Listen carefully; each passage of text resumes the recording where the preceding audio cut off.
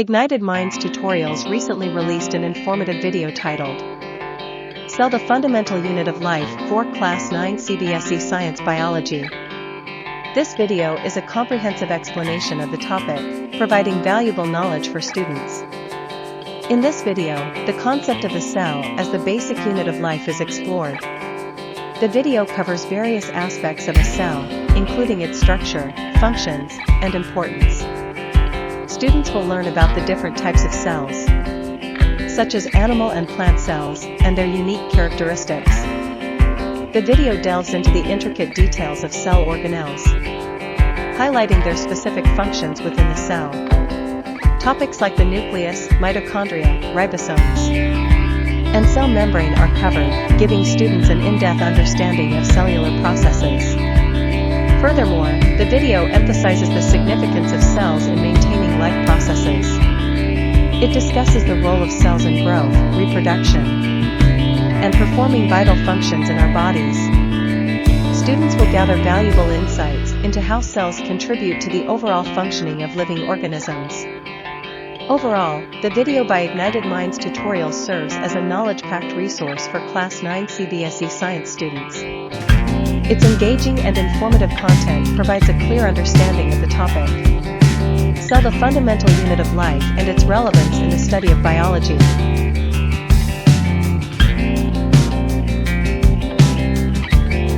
Membrane देखा और we are going to plasma membrane वगैरह, साइटोप्लाज्म हमने देखा, ठीक है। Okay, now will talk about the nucleus. Nucleus जो सेंटर में लोकेटेड होता है सेल के। Nucleus is a large spherical body. ये एक लार्ज स्पेरिकल बॉडी है। बच्चा पार्टी इसमें नोट्स बनाते रहिए, ठीक है, क्योंकि ये आपका बाद में छूट जाएगा तो पूरा छूट ही जाएगा। Spherical body generally lying at the centre of the cell, ठीक है। आपका जनरली न्यूक्लियस कहाँ पे होता है? सेंटर ऑफ द सेल में। एक डिफरेंस है, आपके जो एनिमल सेल्स होते हैं, एनिमल सेल्स उसमें ऑलमोस्ट सेंटर में होता है, लेकिन प्लांट सेल्स में क्या होता है? न्यूक्लियस एक कोने में आ जाता है, ठीक है, क्योंकि यहाँ पे बहुत बड़ा एक वैक्यूल होता है, तो nucleus generally shifts to the corner, ठीक है। So nucleus is a large spherical body generally lying at the centre of the cell. तो एनिमल सेल में ये जनरली कहाँ पे लाई हो सकता है? At the centre of the cell. Where in plant cells it shifts a little towards the corner, ठीक है, towards the cell wall. Okay, चलिए भाई साहब देखते हैं और क्या है यहाँ पे। It is the most important part of the cell. हम बोल सकते हैं कि ये सेल का ब्रेन है, most important part of the cell. Cell के सारे फंक्शंस ये कंट्रोल करता है। All the functions of the cell are basically controlled by the nucleus. Cell का ये ब्रेन है, ठीक है। It controls all the cellular activities and also plays an important role in cell division.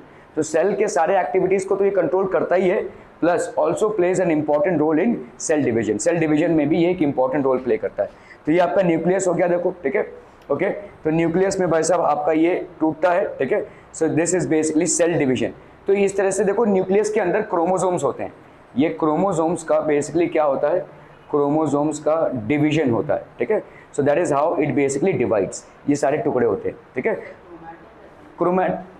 अरे भाई सुनो तो, क्रोमोसोम्स क्रोमैटिन फाइबर्स होते हैं। तुम ऐसे चैलेंज मत किया करो मेरे को। क्रोमैटिन फाइबर्स होते हैं, उनसे बनता है क्रोमोसोम्स, ठीक है। क्रोमैटिन फाइबर्स होता है, उनसे बनते हैं क्रोमोसोम्स, ठीक है। सो इसका ये ऐसे टूटते हैं and that is basically how cells develop, ठीक है। तो सेल का जो डिवीजन है that is primarily handled by what? Nucleus, ठीक है। ओके, और क्या क्या न्यूक्लियस हैंडल करेगा भाई साहब? It decides what function of a cell is to carried out after maturation.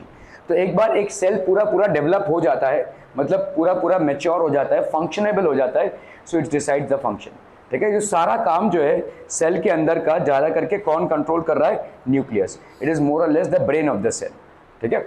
Okay, nucleus is covered by a double layered covering called nuclear membrane. तो nucleus भाई साहब आपका ये देखो, ये डबल लेयर कवरिंग है। This is basically a double layer covering and that is known as a nuclear membrane. Nucleus is covered by a nuclear membrane, ठीक है। सेल किससे कवर्ड है? Cell membrane. और दूसरा नाम क्या है सेल मेम्ब्रेन का? Plasma membrane. ये कहाँ पे होता है? एनिमल सेल में होगा और प्लांट सेल में, दोनों में भी होगा। प्लांट सेल में एक एक्स्ट्रा चीज आ जाएगी, उसका नाम क्या है? Cell wall. क्या ये समझ में आता है? सेल वॉल किससे बना हुआ है? नहीं, सेल वॉल किससे बना हुआ है? सेल्यूलोज से बना हुआ है, ठीक है। Cell wall is made up of cellulose. और वो किस टाइप का मेम्ब्रेन है? Freely permeable membrane. Plasma membrane किस टाइप का मेम्ब्रेन है? Selectively permeable membrane. ठीक है, क्लियर है? ओके, तो न्यूक्लियर मेम्ब्रेन आपका क्या होता है? ये न्यूक्लियर मेम्ब्रेन इसको डिवाइड करता हुआ, तो न्यूक्लियर मेम्ब्रेन क्या कर रहा है? न्यूक्लियस को साइटोप्लाज्म से सेपरेट कर रहा है। ठीक है, ये जो न्यूक्लियस है इसको भाई साहब साइटोप्लाज्म से कौन सेपरेट कर रहा है? Nuclear membrane. Nuclear membrane separates nucleus from the cytoplasm. ये आपका हो गया न्यूक्लियर मेम्ब्रेन।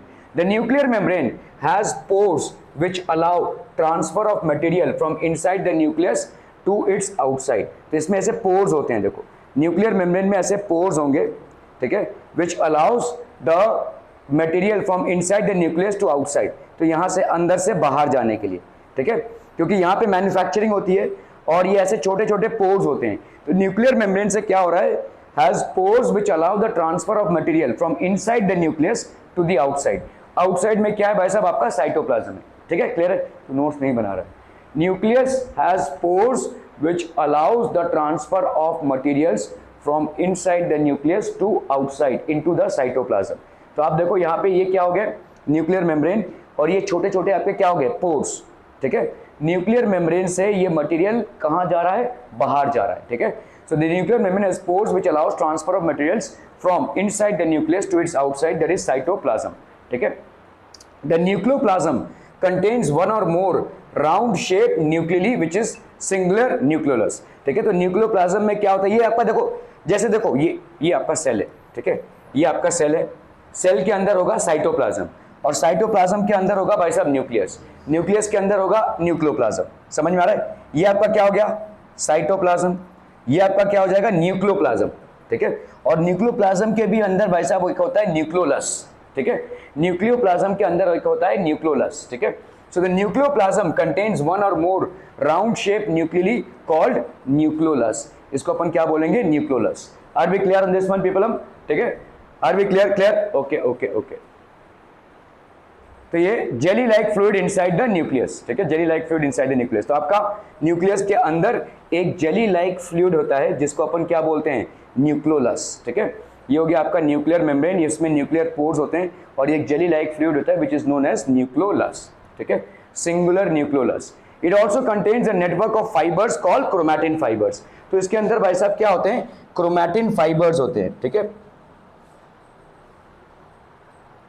तो इसके अंदर क्रोमैटिन फाइबर्स होते हैं, और इसी से भाई साहब आपका क्या होता है? क्रोमैटिन फाइबर से आपके बिल्कुल भी नहीं लिखता है, बिल्कुल भी नहीं, बाकी सब लोग लिख रहे हैं। It also contains a network of fibres called chromatin fibres. तो न्यूक्लियोलस के अंदर क्या होता है? क्रोमैटिन फाइबर्स भी होते हैं। These chromatin fibres are responsible for cell division. ठीक है, इसमें भाई साहब सेल डिवीजन होता है। ओके, तो यहाँ पे देखो ऐसे क्रोमैटिन फाइबर्स हैं। ठीक है, इसके अंदर भाई साहब आपके क्रोमैटिन फाइबर्स होंगे। Okay okay okay, thin thread like structures composed of DNA and protein. तो ये क्रोमैटिन फाइबर्स बेसिकली क्या है? थिन थ्रेड लाइक स्ट्रक्चर्स हैं, और ये किन से बने होते हैं? डीएनए से। डीएनए मतलब क्या होता है बोलो?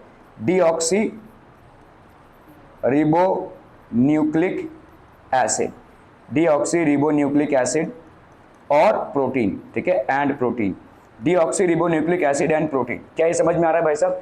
It also contains a network of fibers called chromatin fibers. These are thin thread-like structures which are composed of DNA and protein. ये DNA और प्रोटीन से बने हुए होते हैं। ठीक है, okay okay okay. Chromosomes are visible as rod-shaped structures when the cell is about to divide. तो क्रोमोसोम एक rod-shaped structure दिखता है, ठीक है, when the cells are about to divide. So they are visible as rod-shaped structures when the cells are about to divide. जब ये cell में division चालू होगा। ठीक है, ओके, तो ये देखो आपका न्यूक्लियस में ऐसे क्रोमोसोम्स दिखेंगे आपको। ठीक है, these are basically chromosomes and they are seen when the cell is about to divide. ठीक है, the cell is about to divide. Okay, so chromosomes are made up of DNA, that is deoxyribonucleic acid. Chromosome आपका बना होता है किससे? DNA से, that is deoxyribonucleic acid. तो ये हो गया आपका भाई साहब क्रोमोसोम। ठीक है, इस क्रोमोसोम को जैसे धागा खोलते हैं ना, आपने कोई धागा देखा रहेगा, किसी ने खोलने की कोशिश की, किसी रस्सी को खोलने की कोशिश की है, ऐसे खोलेंगे, फिर उसमें से भी और खुलेगा, फिर उसमें से भी और खुलेगा, ऐसा है। तो ये भी भाई साहब खुलता जाएगा आपका। ठीक है, this is how it will open up. तो ये आपका न्यूक्लियस है, और न्यूक्लियस में से क्रोमोसोम्स है। क्रोमोसोम्स को अगर खोलेंगे आप तो इस तरीके का स्ट्रक्चर आपको मिल जाएगा। ठीक है, so chromosomes are made up of DNA. Chromosomes are made up of DNA which is deoxyribonucleic acid, ठीक है। Are we clear on this one people? Okay. DNA molecules transfer the hereditary information from one generation to the next. तो DNA molecules क्या करते हैं भाई साहब? Hereditary information transfer करते हैं from one generation to the next, एक generation से दूसरे जनरेशन में हेरिडिटरी इंफॉर्मेशन को ट्रांसफर करते हैं डीएनए मॉलिक्यूल्स, ठीक है। Okay, for example colour of the eye, colour of the hair, bone density, ठीक है। आप अपने मम्मी पापा की तरह दिखते हैं, ठीक है, तो उनके जीन से आपके अंदर ये ट्रांसफर हुआ है। ये कहां से ट्रांसफर होता है? डीएनए मॉलिक्यूल से, ठीक है। तो DNA molecules are responsible for genetic information transfer, ठीक है। जेनेटिक इंफॉर्मेशन ट्रांसफर के लिए डीएनए मॉलिक्यूल्स होते हैं, ठीक है। फॉर जैसे कलर ऑफ द आई हो गया, कलर ऑफ द हेयर हो गया, और कुछ colour of skin, skin colour, ठीक है, स्किन कलर हो गया, ब्लड ग्रुप हो गया, ब्लड ग्रुप, और anything else, bone density, bone की जो डेंसिटी होती है वो, और हो गया ना colour of the eye, colour of the hair, हाँ, eyes, height, okay, height, bone density उसमें आ जाता है, क्योंकि आपकी हाइट डिपेंड करती है आपके बोन्स के स्ट्रक्चर के ऊपर। आपके बोन्स जितने लंबे होंगे आप उतने ही लंबे होंगे, है ना, तो बोन डेंसिटी में आ जाता है वो। So these are certain characteristics which are transform from the parents to their offspring, और ये डीएनए मॉलिक्यूल ट्रांसफर करता है, ठीक है। हाँ, birth mark is not a hereditary thing. अगर किसी के पिताजी को कोई बर्थ मार्क है तो बच्चे को भी होगा, ऐसा नहीं। आपके पिताजी को देखो वो इसका मार्क होगा, किसका? वैक्सीनेशन का। क्या आपको भी वैक्सीनेशन का मार्क होगा? नहीं, ठीक है। Birth marks are not transfer, ठीक है, ओके। हाँ, बस पहले के ज़माने में होता था वो। आप लोगों का वैक्सीनेशन तो भाई साहब बहुत इजी है, आप जाते हो, सुई लगाते हो, थोड़ा सा पेन होता है। हमारे टाइम पे वैक्सीनेशन बहुत पेनफुल होता था, ठीक है। कैसा होता था? देखो ऐसा, मतलब ये सारे ऐसा आपने कोम देखा है? कोम, ठीक है, तो कोम में ऐसे कांटेदार होते थे, ऐसे कांटे, बहुत सारे कांटे होते थे, और इन कांटों को दवाई में डाला जाता था, सारे वैक्सीनेशन, और ऐसे छप्प से मार दिया जाता था हमारे अंदर। तो हमारे मतलब हाथ से ऐसे खून की वैसा नदियाँ बहती थी, ऐसे ऐसे पूरा खून निकलेगा, समझ में आ रहा है? आपको एक सुई लगाई जाती है, हमको वैसा वैसे फट से मारा जाता था, ठीक है, ऐसे दबा दिया जाता, बहुत रोता था बच्चा, ठीक है, और पूरा खून ही खून हो जाता था यहाँ पे, ठीक है। बहुत पेनफुल होता था ये, और वो परमानेंट मार्क हो जाता था। आपके पापा के हाथ में, मम्मी के हाथ में दिखेगा, या तो यहाँ पे थाइज में भी दिखेगा, देखो एक परमानेंट मार्क दिखेगा। तो हमारा ज़माने में जो वैक्सीनेशन होता था दैट वाज वेरी पेनफुल। इसमें बहुत सारी दवाइयाँ होती थी, लेकिन दैट वाज सुपर पेनफुल, और वो परमानेंट मार्क हो जाएगा आपके स्किन में। तो उतने जगह पे तो परमानेंट मार्क रहना ही रहना है, ठीक है, okay.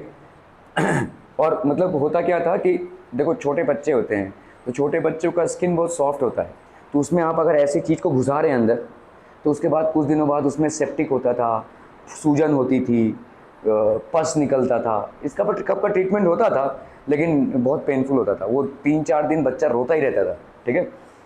Functional segments of DNA are called genes. तो हमारे जो फंक्शनल सेगमेंट्स होते हैं उनको अपन जीन्स बोलते हैं, ठीक है, these are known as genes. तो ये आपके फंक्शनल सेगमेंट्स हो गए, देखो समझ में आ रहा है? इसको भाई साहब धागे को खोलेंगे, ऐसा देखेंगे, ऐसा स्पाइरल स्ट्रिप स्ट्रक्चर रहेगा, और इसको अपन क्या बोलेंगे? जीन्स। ये फंक्शनल सेगमेंट हो गया, ठीक है। That is a functional segment of DNA are known as genes. Functional segment मतलब यही आगे जाएगा, ठीक है, यही आगे जाएगा, आगे की पीढ़ी में यही जाएगा। आपके बॉडी में जो सेल्स बनेंगे, उन सेल्स का जो निर्माण होगा, उन सेल्स का जो शेप, साइज और डेंसिटी होगी, वो सब आपके मम्मी पापा के से कॉपी होकर आएगा। समझ में आ रही है? That is how it will go. Are we clear on this one people? ठीक है, okay. Generally one gene controls one और more cell functions, but sometimes a single function is controlled by a set of genes. तो अलग अलग jeans होते हैं भाई साहब, ठीक है। So one gene controls one or more cell function, ऐसा हो सकता है, ठीक है, but sometimes a single function is controlled by a set of gene। तो एक set of genes होता है और एक single function को control करता है, ठीक है।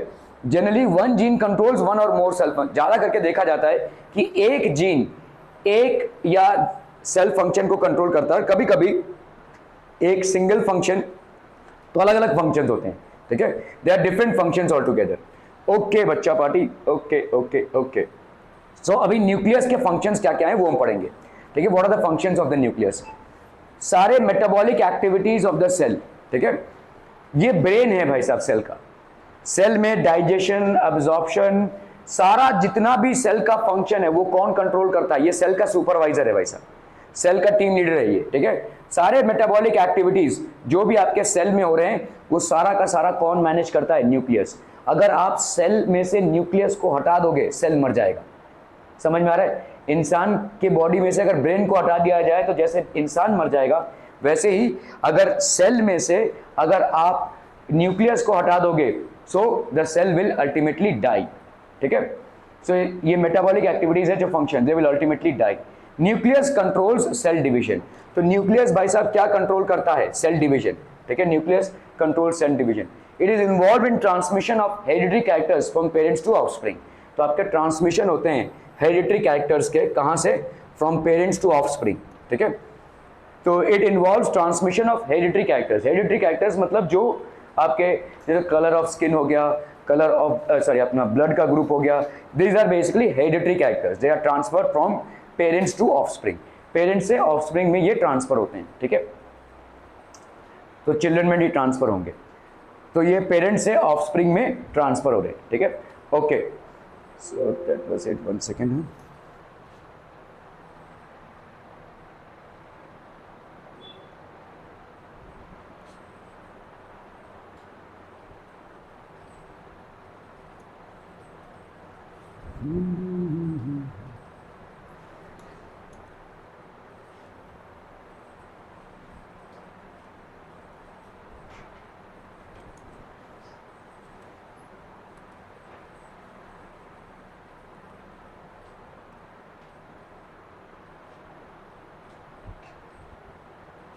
हमने भी मॉड्यूल 6 पढ़ा ना, 5 पढ़ा, 6 था ऊपर, देख लेते हैं भाई साहब, मिस नहीं होना चाहिए।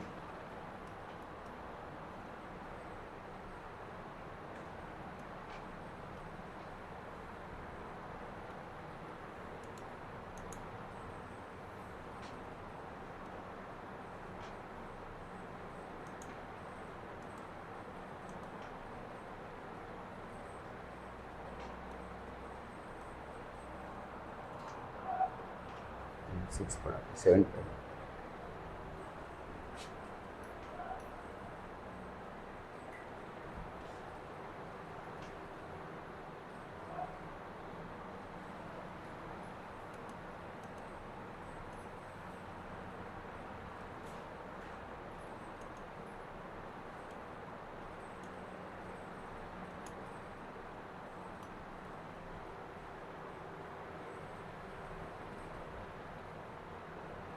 ओके, अपन बात करेंगे अभी एंडोप्लाज्मिक रेटिकुलम की, ठीक है।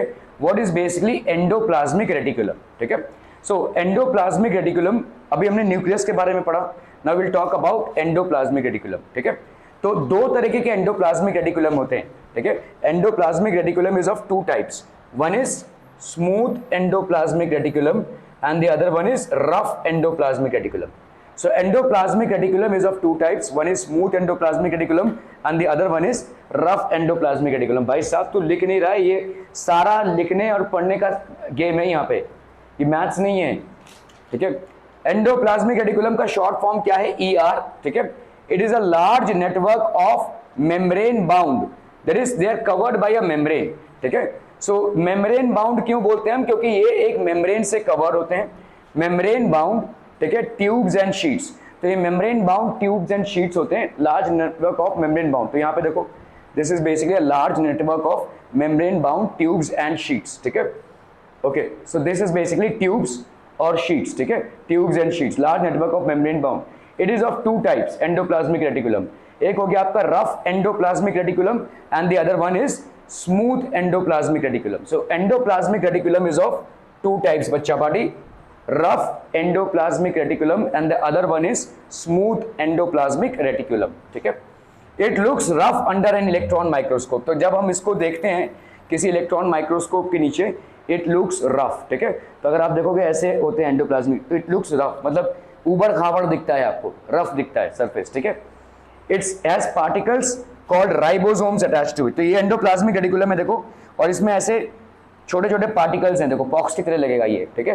सो इट हैज पार्टिकल्स, ठीक है, called ribosomes attached to it. तो इसमें पार्टिकल्स हैं ribosomes which are attached to it, ठीक है।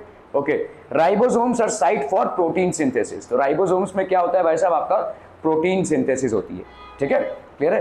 Ribosomes are sites for protein synthesis.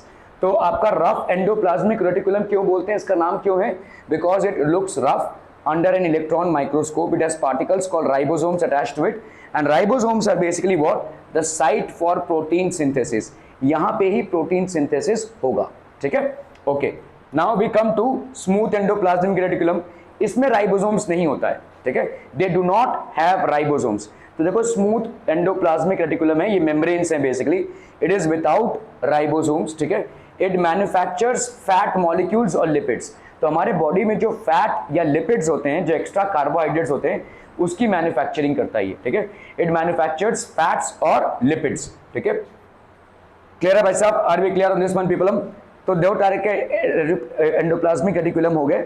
सो आपका जो स्मूथ एंडोप्लाज्मिक रेटिकुलम है, इट मैन्युफैक्चर्स फैट मॉलिक्यूल्स और lipids. Functions of endoplasmic reticulum, it helps in intracellular transport. तो इसका एक फंक्शन क्या हो गया, इट हेल्प्स इन ट्रांसपोर्ट, ठीक है, it helps in intracellular transport. तो सेल के अंदर जो ट्रांसपोर्ट होता है वो ये देखता है, ठीक है। ओके, सो एंडोप्लाज्मिक रेटिकुलम है, ठीक है, सेल के अंदर पूरा ट्रांसपोर्ट कौन देखेगा भाई साहब, एंडोप्लाज्मिक रेटिकुलम।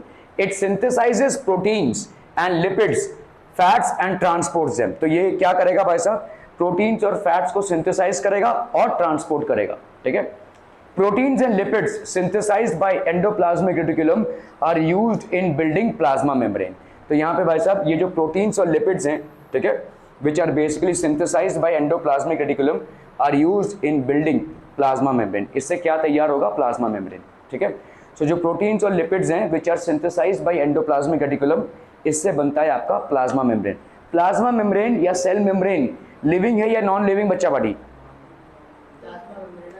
लिविंग है। सेल वॉल नॉन लिविंग है, समझ में आ रहा है। तो प्रोटीन्स और building plasma membrane, proteins and lipid synthesize. This process is known as membrane biogenesis. Membrane का तैयार होना, इसको बोलते हैं मेम्ब्रेन बायोजेनेसिस, ठीक है।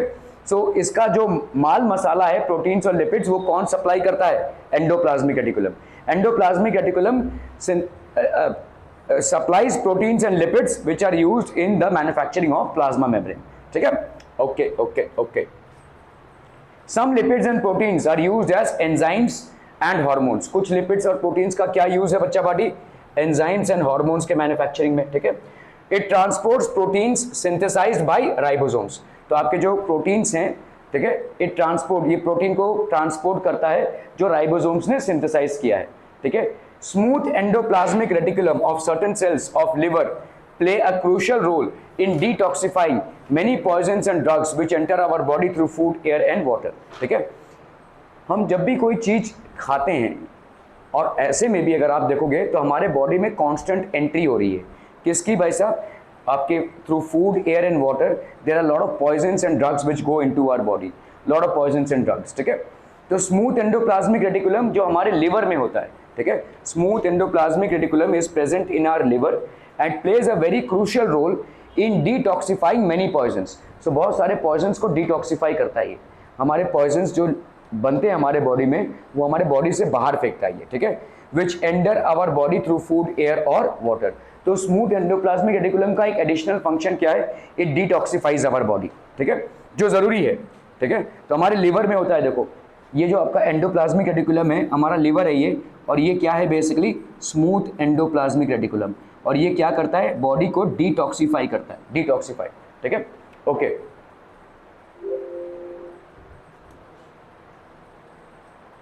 एक मिनट, हाँ सर।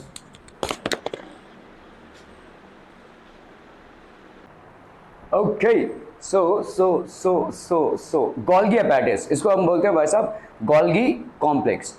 एक्चुअली साइंटिस्ट का नाम था गोल्गी, और उनके ऊपर ही ये अपैरेटस नहीं है कोई, ये कॉम्प्लेक्स है बेसिकली, ठीक है। ओके, देखो इतनी सारी चीज़ें भाई साहब हमारे सेल के अंदर मैन्युफैक्चर हो रही है, उनका पैकेजिंग होकर डिस्ट्रीब्यूशन होना चाहिए। तो ये पैकेजिंग का काम होता है यहाँ पे, ठीक है, गोल्गी अपैरेटस, ठीक है। So it was first describe, तो आपका जो गोल्गी अपैरेटस है, it was first describe by German scientist Camillo Golgi, ठीक है। It was first describe by German scientist Camillo Golgi, ठीक है, and that's the reason the name is Golgi apparatus. ओहो, क्या मुंह छितान के भाई साहब। It comprises of membrane bound vesicles approximately parallel to each other. ऐसे मेम्ब्रेन बाउंड वेसिकल्स होते हैं, देखो ठीक है, ये पैरेलल हैं एक दूसरे के, membrane bound vesicles which are basically parallel to each other. ये सारे आपके जितने भी है देखो गोल्गी एपेटस है, दीज आर गोल्गी एपेटस, ठीक है ओके। तो ये ऐसा होता है देखो ऐसे पैरेलल मेम्ब्रेन बाउंड, ठीक है, ऐसे पैरेलल मेम्ब्रेन बाउंड, ठीक है, vesicles. these sacs are called cristae and are filled with different enzymes। In sacs को हम क्या बोलेंगे भाई साहब? these sacs are known as cristae and are, इसके अंदर अलग अलग एंजाइम्स होते हैं, ठीक है। एंजाइम्स मतलब लिक्विड्स होती हैं, ठीक है, एंजाइम्स मतलब लिक्विड्स होती हैं। It is considered as the packing and forwarding department of the chemical factory of the cell. तो सारा जितना भी चीज मैन्युफैक्चर हो रहा है सेल के अंदर, चाहे वो प्रोटीन्स हो, चाहे फैट्स हो, चाहे आपके जितनी भी चीजें हो, वो सारा का सारा पैकिंग और फॉरवर्डिंग भाई साहब कहाँ पे होता है? गोल्गी एपेटस में। तो सारा पैकिंग यूनिट है ये, ठीक है। It is considered as the packing and forwarding department of the chemical factory of the cell. तो आपके सेल के अंदर बहुत सारी चीजें बन रही हैं, कार्बोहाइड्रेट्स बन रहा है, फैट्स बन रहे हैं, प्रोटीन्स बन रहे हैं, और इन सारी चीजों का अलग अलग जगहों पे जाना, ठीक है, जरूरी है। तो अगर जाएंगे कब? जब उनको आप सही सही पैकेजिंग करेंगे, है ना। So it is known as the packing unit, okay. Functions of Golgi apparatus: the material synthesized near the endoplasmic reticulum, ठीक है, is packaged and dispatched to various targets inside and outside the cell through Golgi apparatus, ठीक है। तो जो भी आपके endoplasmic reticulum के पास material manufacture होता है, the material which is synthesized near the endoplasmic reticulum is packaged and dispatched to various targets। इसकी पैकिंग होती है और अलग अलग जगहों पे इसको डिस्पैच किया जाता है, ठीक है। The material synthesized near the endoplasmic reticulum, endoplasmic reticulum के आजू बाजू जो मटेरियल होता है उसकी सिंथेसिस होती है, ठीक है। तो आपका एंडोप्लाज्मिक रेटिकुलम के आजू बाजू आपकी सिंथेसिस होती है, सिंथेसिस, ठीक है, एंड इसकी पैकेजिंग होती है और डिस्पैच होती है। ये जो पैकेजिंग होती है ये कौन बनाता है भाई साहब? आपका गोल्गी एपेटस, ठीक है। अलग अलग जगहों पे various targets are there both inside and outside the cell, ठीक है, क्लियर है। ये काम आपका किसका है भाई साहब? गोल्गी एपेटस का, ठीक है। इट्स फंक्शन इंक्लूड, क्या क्या फंक्शन है देखो, storage, modification and packaging of products in vesicles, ठीक है। तो पहला है भाई साहब स्टोरेज, इसको स्टोर करना, फिर मॉडिफाई करना and packaging of products in vesicles. तो इन वेसिकल्स में भाई साहब आपका स्टोरेज, पैकिंग और मॉडिफिकेशन ये सारा का सारा कौन करेगा? Golgi apparatus. Are we clear to this one people? Its function include the storage, modification and packaging of products in vesicles। Clear है भाई साहब गोल्गी एपेटस का फंक्शन? ओके। सो देखो यहाँ पे, देखो ये सेल, ये एंडोप्लाज्मिक रेटिकुलम है, देख लो यहाँ पे, this is basically endoplasmic reticulum है। यहाँ पे चीजें मैन्युफैक्चर हुई, अभी देखो ये जाएंगी कहाँ पे? वेसिकल्स में। So they will basically move to vesicles, इन वेसिकल्स में जाएंगी, ठीक है, और ये जाएंगी गोल्गी एपेटस में, यहाँ पे ये स्टोर होंगी, ठीक है। दे विल बी स्टोर्ड, ठीक है, दे विल बी मॉडिफाइड, इनको अलग अलग मॉडिफिकेशन किया जाएगा, and packaging of products in vesicles, ठीक है। तो इनको यहाँ पे स्टोर किया जाएगा और पैकेज किया जाएगा, ठीक है, okay. So that's how they are basically transported. ये आगे मूव करती रहेंगी, देखो यहाँ पे ऐसे ऐसे ऐसे ऐसे ऐसे करके ये आगे मूव करती रहेंगी, ठीक है। They will keep on moving and finally they will be carried on to the target cells, ठीक है। तो ये टारगेट सेल्स जो होंगे वहां तक पहुंचाए जाएंगे। क्या ये समझ में आ रहा है? तो गोल्गी एपेटस बेसिकली एक पैकेजिंग यूनिट है, ये पैकेज करता है और चीजों को सही डेस्टिनेशन तक पहुंचाता है, ठीक है। That is what Golgi apparatus is, okay. In some cases it also convert simple sugars into complex sugar. कहीं कहीं पे सिंपल शुगर को कॉम्प्लेक्स शुगर में भी गोल्गी एपेटस कन्वर्ट करता है, ठीक है, okay. The Golgi apparatus is also involve in the formation of lysosomes. अभी ये लाइसोसोम्स क्या होते हैं भाई साहब? Lysosomes are known as suicidal bags, ठीक है। देखो हर सेल की एक उम्र होती है, every cell has its own span of life, ठीक है। तो एक उम्र के बाद वो खराब हो जाएगा, तो खराब हो जाएगा तो कहां जाएगा? आप बॉडी के अंदर हाथ घुसा के उसको फेंक नहीं सकते, तो लाइसोसोम्स क्या करते हैं? उसको डिसॉल्व कर लेते हैं, ठीक है। Lysosomes are also known as suicidal bags. तो ये लाइसोसोम्स क्या करते हैं भाई साहब? They are also known as suicidal bags. Suicidal bags मतलब ये क्या करते हैं? ये जो वॉर्न आउट सेल्स हैं उनको भाई साहब भगा देते हैं, ठीक है, उनको डिसॉल्व कर देते हैं। So the Golgi apparatus is also involve in the formation of lysosomes. अरे खत्म हो गया भाई साहब।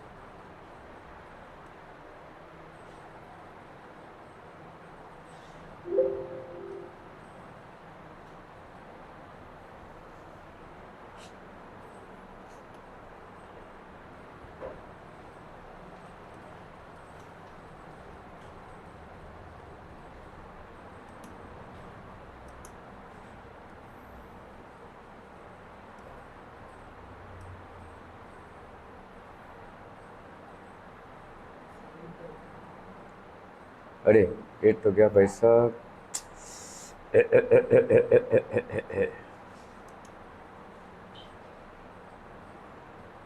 क्या कर रहा हूँ मैं? साइंस तो है ही नहीं, साइंस तो है ही नहीं, मैंने भी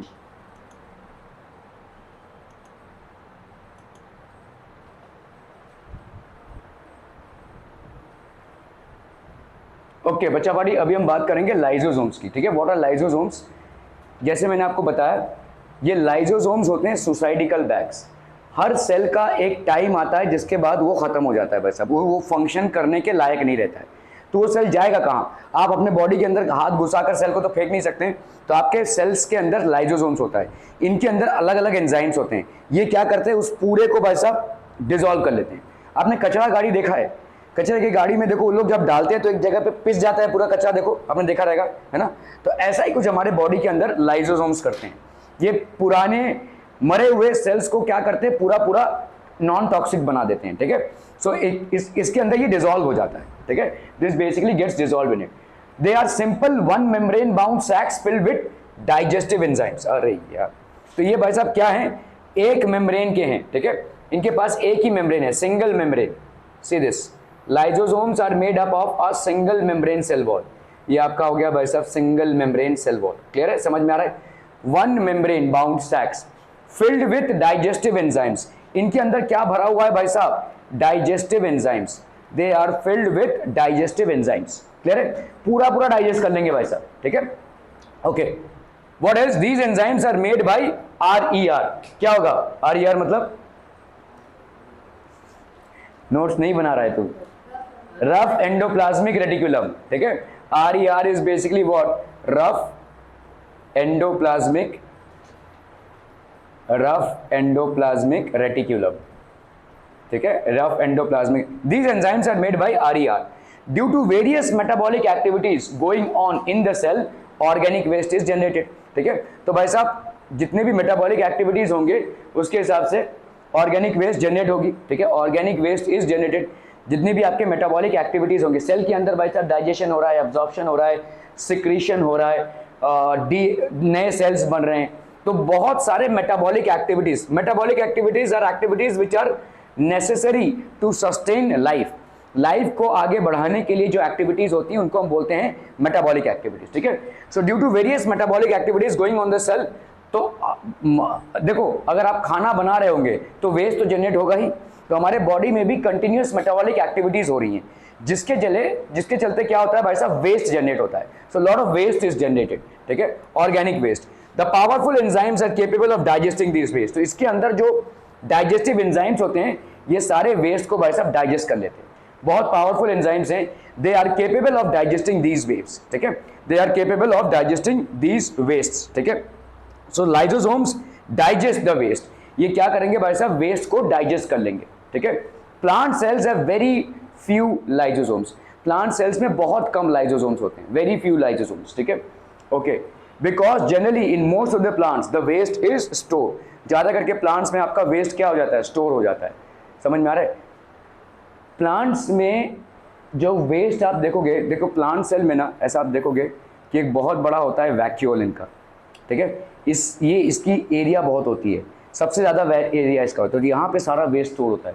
और आपने देखा रहेगा सूखे पत्ते जो होते हैं वो बेसिकली इस प्लांट का वेस्ट है, ठीक है। सूखे पत्ते हो गए प्लांट का वेस्ट। और मतलब अगर आप किसी बार्क को काटोगे जो वहाँ से फ्लूइड निकलता है, that is also a waste, ठीक है। रूट से वेस्ट निकलते हैं इनके, तो अलग अलग जगहों से इनके वेस्ट निकलते हैं। Plant cells have very few lysosomes. तो एनिमल सेल्स में अगर आप देखोगे लाइजोसोम्स जो हैं ये एनिमल सेल्स में ज़्यादा हैं देन प्लांट सेल्स, ठीक है। Lysosomes are more in animal cells than in plant cells, ठीक है। Okay, functions of lysosomes as it is the digestive system of the cell. बहुत इंपॉर्टेंट है भाई साहब, इसको लिख लो, ठीक है। Lysosomes are digestive system of the cell. It protects the cell by destroying any foreign material like bacteria and viruses. तो आपके जितने भी फॉरेन मटेरियल होते हैं, let's say bacteria and viruses, lysosomes are the ones which destroy, ठीक है। तो lysosomes हमको बैक्टीरिया और वायरसेस से बचाते हैं, ठीक है। Lysosomes are the one which destroy any kind of bacteria and viruses, ठीक है। ओके, सो जो बैक्टीरिया और वायरसेस, तो आपका समझ लो ये कोई वायरस है which is trying to invade the cell. If a virus is trying to invade the cell, ठीक है, so lysosomes will destroy it. They remove worn out cellular organelles and remove all organic debris. ठीक है, तो जो worn out है मतलब एकदम बेकार हो गए cellular organelles and organic debris. They remove all worn out cellular organelles and remove all organic debris. सारे organic debris को और worn out cellular organelles को वो remove करते हैं. ठीक है, they basically remove it. Okay. Waste materials जो भी होंगे आपके, इनको ये रिमूव करते हैं. तो आपके जितने भी लाइसोसोम्स, ये सारे देखो, ये सब आपका डेब्रिस है, इसको लाइसोसोम रिमूव कर देगा. ठीक है, this process is known as autolysis. ये जो रिमूवल होता है, कचरा हटाने का जो प्रोसेस है, मेटाबॉलिक वेस्ट को हटाने का जो प्रोसेस है, इसको लाइसोसोम परफॉर्म करता है और इसको क्या बोलते हैं अपन? Autolysis. The removal of worn out cellular organelles and organic debris by lysosomes is known as autolysis. समझ में आ रही है? The removal of worn out cellular organelles and organic debris by lysosomes is known as autolysis. ठीक है?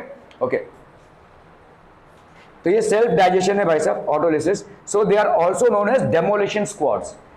आपने देखा रहेगा ये मार्केट में कभी कभी लोग आते हैं और पूरे जितने भी आपके झोगड़ झोपड़पट्टी हैं इसको तोड़ देते हैं. देखो, मार्केट को पूरा तोड़ देते हैं, तो उनका स्क्वाड आता है. देखो, इसको अपन बोलते हैं डेमोलिशन स्क्वाड. जो भी इलीगल दुकान लगा के रखा है उन सबको तोड़ देते हैं. तो these are known as demolition squads. ठीक है, डेमोलिशन स्क्वाड्स. तो इसी तरह से लाइसोसोम्स के दूसरा नाम क्या हो जाएगा आपका? Demolition squad. एक लाइसोसोम का नाम हो गया सुसाइडिकल बैग और दूसरा नाम क्या हो गया? Demolition squads. ठीक है, तो लाइसोसोम्स के दो नाम हो गए बच्चा पार्टी. एक हो गया आपका demolition squads, demolition squads, and दूसरा नाम क्या हो गया भाई साहब आपका? Suicidal bags. ठीक है, these are known as suicidal bags. Demolition squads and suicidal bags are the two names for lysosomes. ठीक है, ओके. तो आपका देखो, जैसे ये अगर कोई इलीगल स्ट्रक्चर बनता है तो गवर्नमेंट की गाड़ी आकर उसको तोड़ देती है, इसको अपन बोलते हैं डेमोलिशन स्क्वाड. इसी तरह से हमारे अंदर कोई भी जो ना यूज होने वाली चीज रहेगी उसको लाइसोसोम तोड़ देगा. लाइसोसोम तोड़ देगा मतलब उसके डाइजेस्टिव एंजाइम से ये डिसॉल्व कर देगा. ठीक है, they are known as demolition squads. During the disturbance in cellular metabolism, for example, when the cell gets old or damaged, lysosomes burst and the enzymes digest their own cell. तो होता क्या है, अभी देखो एक सेल है, cell का एक लाइफ हो गया है, उसके अंदर एक लाइसोसोम है. ठीक है, अभी देखो सेल का भाई साहब टाइम खत्म. ठीक है, तो ये लाइसोसोम क्या करेगा भाई साहब? ये अभी ये फूट जाएगा और सारे एंजाइम्स को रिलीज कर देगा और ये पूरे को डिसॉल्व कर देगा बस. ठीक है, पूरा सेल ही खत्म. ठीक है, during the disturbance in cellular metabolism. Cellular metabolism मतलब अभी भी सेल खत्म हो गया है. सेल हर हमारे बॉडी में रोज हजारों की तादाद में सेल मर रहे हैं और उसकी जगह हजारों की तादाद में सेल जन्म ले रहे हैं. ठीक है, so during the disturbance in cellular metabolism, for example when the cell gets old और डैमेज, तो सेल जब आपका ओल्ड हो जाता है या डैमेज हो जाता है, लाइसोसोम्स बर्स्ट, ये बर्स्ट आउट हो जाएंगे and the enzyme digest their own cell. और ये एंजाइम जो होगा इनका वो खुद के ही सेल को डाइजेस्ट कर लेगा. It will basically digest their own cell. ठीक है, ओके. सो आपका लाइसोसोम देखो क्या हो जाएगा, ये जैसे अभी टाइम खत्म हो गया है सेल का. ठीक है, तो क्या हो जाएगा, लाइसोसोम सब बाउंड्री पे चले गए और ये बर्स्ट आउट हो जाएंगे. ये बर्स्ट आउट होकर सारे एंजाइम्स को रिलीज कर देंगे, सारे एंजाइम्स को रिलीज कर देंगे और ये सेल खत्म. समझ में आ रहा है ये? These lysosomes will disperse near the boundaries. They will start releasing all the enzymes after bursting out and these enzymes are going to engulf the cell. ठीक है, तो कहानी खत्म हो जाती है भाई साहब. Therefore lysosomes are also known as suicidal bags. तो दो नाम हो गए आपके, demolition squads and suicidal bags. ये क्वेश्चन बहुत बार पूछा जाता है. ठीक है, विच और cell organelles are also known by the name of suicidal bags और which cell organelles are also known by the name of demolition squads. So it is basically lysosomes. ठीक है, ओके ओके ओके. अभी हम आते हैं भाई साहब mitochondria. इसको अपन क्या बोलते हैं? हाँ, कुछ लोग बोलते हैं माइटोचॉन्ड्रिया, गलत है. ठीक है, इट इज माइटोकॉन्ड्रिया. ठीक है, this is known as mitochondria. हमारे बॉडी में बहुत सारे, तो इसको अपन बोलते हैं power house of the cell. Power house क्या होता है बच्चा बाड़ी? ओके, तो आपके घर में जो इलेक्ट्रिसिटी आ रही है वो कहां से आ रही है? पावर हाउस से आ रही है. ठीक है, हम बोलते हैं ना पावर फेलियर हुआ है. पावर फेलियर हुआ है मतलब पावर हाउस से कोई फेलियर हुआ है जिसकी वजह से इलेक्ट्रिसिटी आपके घर में नहीं आ रही है. इस इलेक्ट्रिकल एनर्जी से आप भाई साहब पंखा चला रहे हैं, लाइट चला रहे हैं, ठीक है, जो भी आपका काम काज है वो कर रहे हैं। तो ये जो है माइटोकॉन्ड्रिया हमारे बॉडी में या हमारे सेल में पावर हाउस है। Mitochondria is basically known as the power house, ठीक है। Okay, so let's see mitochondria, ये हो गया आपका माइटोकॉन्ड्रिया, देखो दिस इज बेसिकली माइटोकॉन्ड्रिया। और ये जो एनर्जी मैन्युफैक्चर करता है वो किस फॉर्मेट में होता है, वो होता है एटीपी में, ठीक है। एटीपी होता है हमारा एनर्जी करेंसी, हम इसको बोल देंगे भाई साहब एनर्जी करेंसी, एनर्जी करेंसी, ठीक है। Adenosine, this is known as adenosine triphosphate, adenosine triphosphate. So हमारे बॉडी में जो एनर्जी जिस करेंसी में चलती है उसको अपन बोलते हैं एटीपी, और ये मैन्युफैक्चर कौन करता है, mitochondria. Mitochondria is also known as the power house of the cell, it manufactures energy in the format of ATP, that is adenosine triphosphate, ठीक है, एडेनोसाइन ट्राइफॉस्फेट। क्लियर है बच्चा वाली? Okay okay okay. तो अभी माइटोकॉन्ड्रिया डबल मेम्ब्रेन स्ट्रक्चर है, देखो देखो दो मेम्ब्रेन दिख रहे हैं आपको, एक मेम्ब्रेन तो ये हो गया भाई साहब आपका, और एक मेम्ब्रेन ये हो गया, so it is a double membrane structure, ठीक है। Okay, the outer membrane is porous, porous मतलब यहां पे काफी सारे होल्स हैं तो चीजें आ जा सकती हैं। आउटर मेम्ब्रेन आपका क्या हो गया, porous. The inner membrane is deeply folded, तो आपका देखो ये इनर मेम्ब्रेन है, ये आपके बहुत सारे फोल्ड्स दिखेंगे इसमें, ठीक है। द आउटर मेम्ब्रेन, तो माइटोकॉन्ड्रिया क्या हो गया, डबल मेम्ब्रेन स्ट्रक्चर है, डबल मेम्ब्रेन स्ट्रक्चर है जिसमें आउटर मेम्ब्रेन आपका पोरस है, इनर मेम्ब्रेन डबली फोल्डेड है, ठीक है, deeply folded. The folds are called cristae, इनको अपन, ये जो फोल्ड्स हैं देखो, ये फोल्ड्स दिख रहे हैं आपको, ये जो फोल्ड्स हैं देखो, इन फोल्ड्स को अपन क्या बोलेंगे, these folds are known as cristae.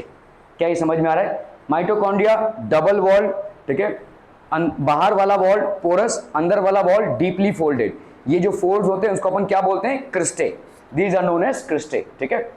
Larger surface area for efficient, this folds they create a larger surface area, तो ये क्या कर रहे हैं भाई साहब, एक बहुत बड़ा सरफेस एरिया क्रिएट कर रहे हैं फॉर इफेक्टिव फंक्शनिंग, तो आपका फंक्शनिंग ठीक से हो इसलिए ये एक बहुत बड़ा इफेक्टिव एरिया क्रिएट करते हैं। The mitochondria have their own DNA and ribosomes, ये बहुत इंपॉर्टेंट पॉइंट है, ठीक है। कभी कभी सवाल घूम के पूछा जाता है, which cell organelle has its own DNA and ribosomes, आपके सेल के अंदर जो राइबोसोम्स होंगे वो माइटोकॉन्ड्रिया यूज नहीं करेगा, माइटोकॉन्ड्रिया के खुद के राइबोसोम्स होंगे और माइटोकॉन्ड्रिया के खुद के डीएनए होंगे।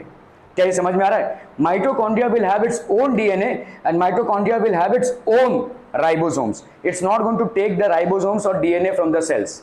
समझ में आ रहा है ये? So the mitochondria have their own DNA as well as their own ribosomes, ठीक है। Okay, therefore they are capable of making some of their own protein, तो ये खुद ही अपना प्रोटीन बना सकते हैं। Mitochondria oxidizes carbohydrates and fats with the help of enzyme to release energy in the form of ATP. तो mitochondria क्या करता है भाई साहब, माइटोकॉन्ड्रिया कार्बोहाइड्रेट्स और फैट्स को ऑक्सीडाइज करता है।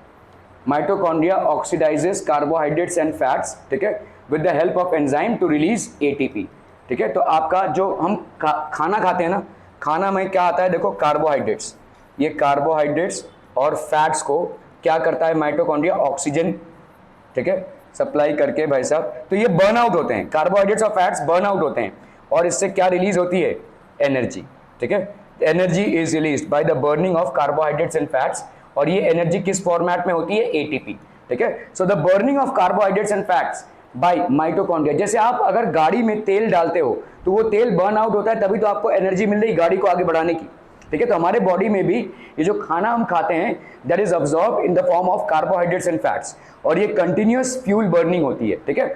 और mitochondria oxidizes carbohydrates and fats with the help of enzyme to release energy in the form of ATP, ठीक है। तो ये ब्रेक डाउन होता है भाई साहब, this is basically the breakdown, ठीक है। तो आप देखो यहाँ पे एंजाइम है, ठीक है, तो कार्बोहाइड्रेट्स हो गए, फैट्स हो गए, कार्बोहाइड्रेट्स हो गए, ये भाई साहब एंजाइम से ब्रेक डाउन होकर क्या रिलीज होता है, एटीपी, और यही हमारा एनर्जी है, this is basically our energy. Clear है, समझ में आ रहा है ये, ठीक है। ओके, तो फंक्शंस ऑफ माइटोकॉन्ड्रिया क्या हो जाएगा, mitochondria produce energy in the form of ATP which is the energy currency of the cell, energy currency of the cell, ठीक है। ओके, मतलब इसी फॉर्मेट में ही एनर्जी को सेल यूज कर सकता है, दूसरे किसी फॉर्मेट में नहीं यूज कर सकता, ठीक है।